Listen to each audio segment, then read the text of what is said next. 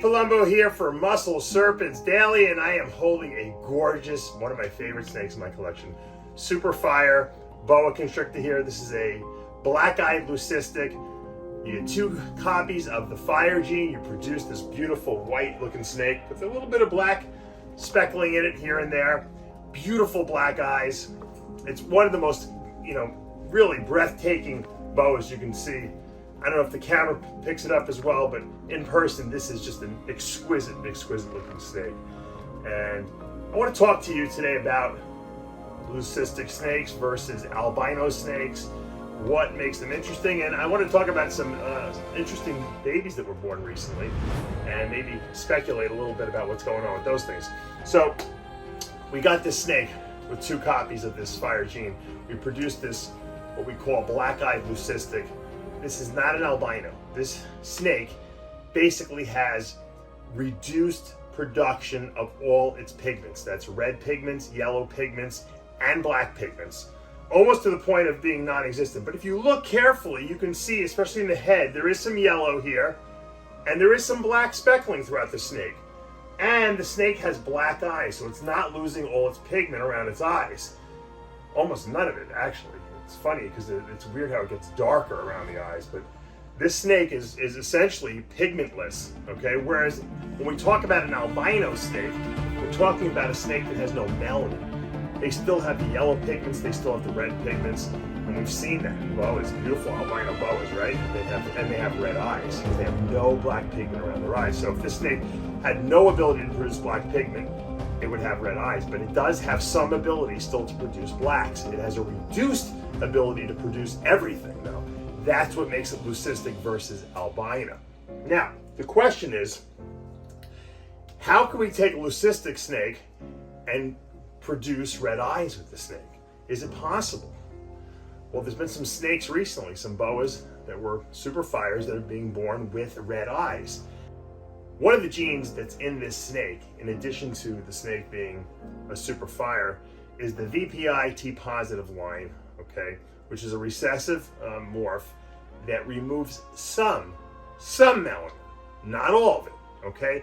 Now, this is interesting. When you combine that VPI-T positive that removes some melanin, and only melanin, with a snake that's leucistic that has all its pigments greatly reduced, what can happen is, this is my theory at least, in the eyes that are normally black and leucistic, you can turn them almost like a purplish or ruby reddish color, and that's what's happening in these snakes. I'm going to show, Jeff Ronnie posted this snake, and that a friend of his produced, and I'll put up his Instagram. And you can see these snakes are pure white, but they have these, it's not really a bright red eye, but it's almost like a rubyish eye. Now, obviously, if there was albino combined with the, super fire, that would obviously produce a leucistic with red eyes. And, we can call that a blizzard, whatever we want to call that. But this snake doesn't have any albino, no T negative albino in it, only T positive, VPI T positive. And a lot of people saying, well, it's impossible because VPI T positive doesn't make red-eyed snakes. But when you combine leucism with albinism, I think it's possible. And Jeremy Stone has produced his Central American Nicaraguan T positive line of T positive albino, and he's combined that with super fire. And he says that the snakes do have almost like purplish looking eyes. So they're not quite red, but they're losing more of that pigment in here. Now it's interesting because we've seen leucistic animals that have blue eyes too. Now why would that be? Well, because sometimes they have opaque coverings on their eyes, is the easiest way to put it. And sometimes that reflects the light. You ever see when the snake goes into shed and it gets that grayish blue eye? Well, that's what happens with these eyes. These snakes have an opaque covering over their eye, and that sometimes can create a blue eye. We've seen it in ball pythons, right? We see blue-eyed leucistic ball pythons all the time. Once again, no or greatly reduced loss of pigment throughout their body, but not total loss. We see the super Mojave ball python. It's got a lot of purples in it. It's got pigment. It just doesn't have very much pigment left, and it's blue-eyed. I think it has an opaque covering over its eye. And that's what's creating that. When the light reflects on that, you see that blue eye. But a lot of, then we have a super fire ball python also, just like the super fire boa, that is a black-eyed leucistic. So there are different types of leucistics, but I think the key is when you take a leucistic and you add a T positive albino, which removes a little bit more melanin, now you're taking away enough that you can start to see these coverings of these eyes become transparent, and you start to see blood vessels underneath them, which is what creates the red.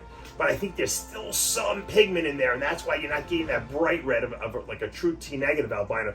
You're getting more of like a purplish red, and that's just a really cool look. I would love to make one of those VPIT positive, super fires. They just look outstanding.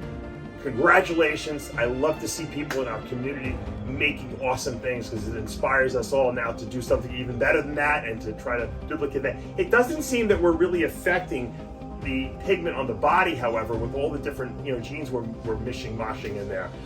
They're still staying pretty white. So I don't see anyone who's been able to actually infuse a lot more pigment back into the leucistics. Whereas in the ball pythons, we've seen, and I don't know if an ivory is really considered a leucistic, but we've seen with the ivory ball pythons, we're able to get like pigment back into them if you add the leopard gene. So we're still looking for that one gene. Maybe leopard will be the gene in Boas that gets a little bit more pattern back into these guys. But to be honest with you, I don't even want more pattern. I love the fact though that they changed the eye color, and that's just really awesome. So I want to congratulate them. Once again, this was a quick video here on, it was supposed to be a quick video, but it turned into more of an explanation. So albino versus leucistic. Albino removes all black pigments only, preserving the yellow and the red pigments. And of course, we have the leucistics, which remove most of every pigment. Blacks, reds, yellows, but some is still there. Thus why they have the black eyes, thus why you can see black speckles on this snake. You would never see black speckles on an albino snake. Albinos, red eyes, because you can see through the covering on their eyes, because they have no black pigment, which is normally in the eyes. These snakes do have some black pigment, so that's why they have the black eyes. If we can reduce some of that black pigment using a gene like a T positive gene, Jeremy said he's done it. Jeremy's done it in the Central American T positive. Now we see it done in the VPI T positive line. We're getting snakes that have red in their eyes now. Not the red of a T negative albino, but red. So leucistics with red, very cool. Hope you guys are having a great day. You know what to do. Hit that subscribe button, turn on your notifications, hit your like button. And guess what? We'll see you back tomorrow morning. Take it easy.